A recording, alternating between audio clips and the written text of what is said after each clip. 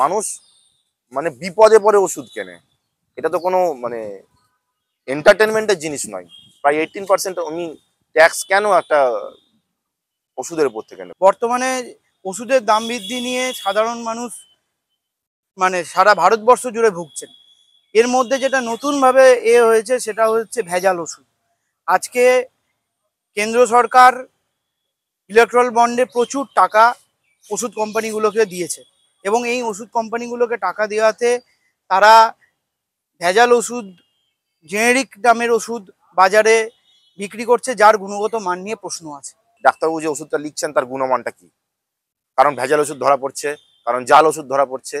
সারা দেশে একটা গণতান্ত্রিক রাষ্ট্রে এটা চলতে পারে না যে বিভিন্ন একই ওষুধের বিভিন্ন ব্র্যান্ডের বিভিন্ন রকম দাম হবে। কোথাও হয় না, একমাত্র ভারতবর্ষে হয়। West Bengal medical and sales representative Murshidabad জেলা কমিটির পক্ষ থেকে জেলা শাসকের কাছে ডেপুটেশন দেওয়া হয়। মূলত তাদের দাবি হলো, বর্তমানে যে হারে বেড়ে চলছে জীবনদায়ী ওষুধের দাম, সাধারণ মানুষের কপালে চিন্তার ভাঁজ পড়ছে। এবং তার পাশাপাশি এই সংগঠনের সদস্যরা দাবি করেছেন ওষুধের উপর কেন্দ্র সরকার জিএসটি লাগু করেছেন। আজকে আমাদের মূল উদ্দেশ্য হচ্ছে যে ওষুধের দাম যেভাবে বাড়ছে, সেই ওষুধের দামে আমরা মনে করি যে ওষুধের উপরে, বিশেষ করে ওষুধের মতো মানে প্রয়োজনীয় জিনিসের উপরে জিএসটি থাকা উচিত নয়। সেই জিএসটি প্রত্যাহার করার দাবিতে আমরা দীর্ঘদিন ধরে West Bengal medical sales and representatives union থেকে আমরা লড়াই চালিয়ে যাচ্ছি। বিভিন্ন দাবি নিয়ে আমরা বিভিন্ন জায়গাতে এর আগে গণস্বাক্ষর করেছি, মেমোরেন্ডাম দিয়েছি, শ্রম আধিকারিকের কাছে গিয়েছি, নানান রকম কর্মসূচি আমরা করেছি। আবারও আমরা আজকে জেলা শাসকের কাছে আমরা মেমোরেন্ডাম জমা দিলাম যে যাতে ওষুধের উপর থেকে জিএসটি প্রত্যাহার করা হয় এবং ওষুধের দামকে কমানো হয়, যাতে সাধারণ মানুষ ওষুধের ব্যবহারটা ঠিকভাবে করতে পারে। এই ওষুধের উপর এই ধার্য থাকা উচিত নয় বলে মনে করছেন এই সংগঠনের সদস্যরা। বর্তমানে সাধারণের জনসমস্যার কারণ হয়ে দাঁড়িয়েছে ওষুধের দাম বৃদ্ধির ফলে ওষুধের দামের উপর অবিলম্বে জিএসটি প্রত্যাহারের দাবিতে ও ভেজাল ও চাল ওষুধে বর্তমানে বাজার রমরমা, সেগুলিকে অবিলম্বে বন্ধ করার দাবি ও সরকারি যে সকল ওষুধ কোম্পানিগুলি বর্তমানে বন্ধ হয়ে গেছে সেগুলিকে পুনরায় চালু করার দাবিতে জেলা শাসকের কাছে ডেপুটেশন দেয় 10 জন সদস্যের প্রতিনিধি দল। সেন্ট্রাল গভর্নমেন্ট ঠিক করে যে ওষুধের দাম কি হবে। ওষুধ একটা এমন জিনিস যেটা নিয়ে না বেসরকারি কোম্পানির হাতে বাজারটাকে ছেড়ে রাখাটা ঠিক বলে আমরা মনে করছি না। যদিও আমরা প্রত্যেকেই বেসরকারি কোম্পানিতেই চাকরি করি, কিন্তু ওষুধ যদি বেসরকারি কোম্পানির হাতে ছেড়ে রাখা হয়, বেসরকারি কোম্পানির মূল মোটোই থাকে হচ্ছে, মূল উদ্দেশ্য থাকে হচ্ছে প্রফিট করা। ঠিক আছে, ওষুধ তারা বিক্রি করছে ঠিকই আছে, কিন্তু মূল উদ্দেশ্য থাকে প্রফিট করা। আমরা বলছি এইটা থেকে বেরিয়ে আসতে হবে। স্বাস্থ্য একটা সরকারের রেসপন্সিবিলিটি, রাষ্ট্রের রেসপন্সিবিলিটি।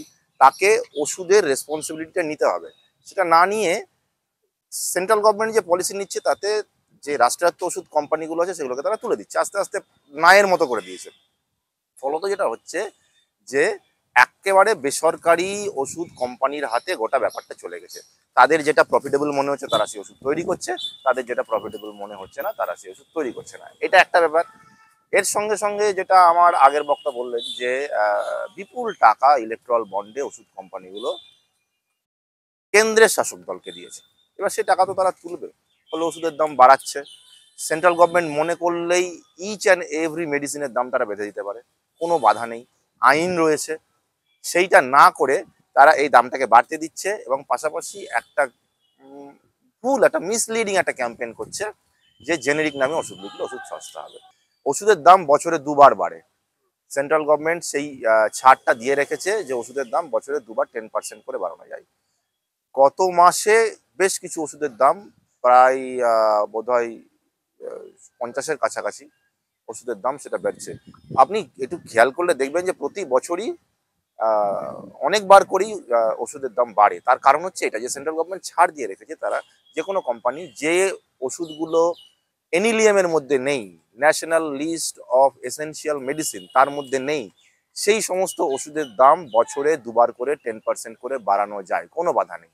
এবার ভাবুন, কোনো কোম্পানি যদি বছরে দুবার 10% দাম বাড়ায়, তাহলে এক বছরে প্রায় 21% একটা ওষুধের দাম বাড়বে।